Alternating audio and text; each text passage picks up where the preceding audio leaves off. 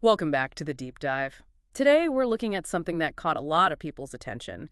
Country star Tim McGraw canceling a show because of recent back surgery.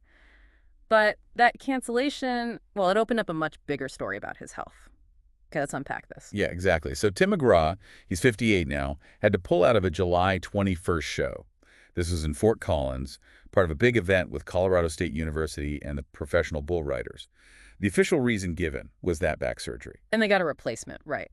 Cross Canadian Ragweed. That's the one. Oklahoma band, pretty influential in red dirt music, and PVR and CSU, they were quick to offer apologies and refunds, for the ticket holders. Okay, so a cancellation, an official reason. But recent back surgery, it sounds straightforward, maybe.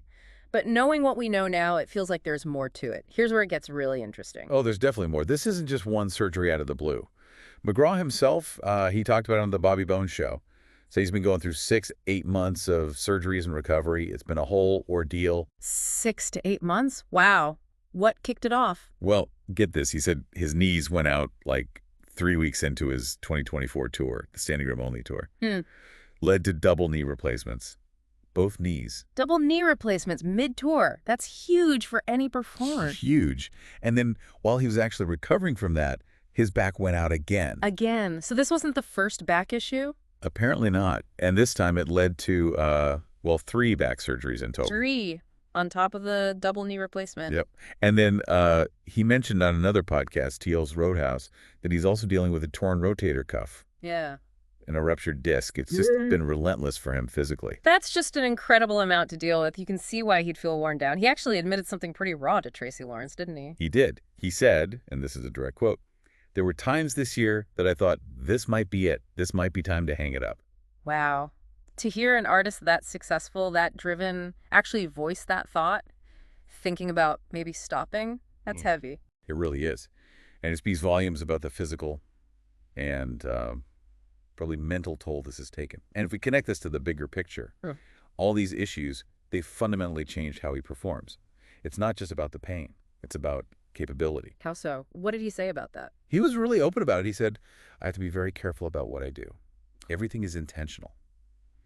I can't move quickly. There's no turning real quick to do something.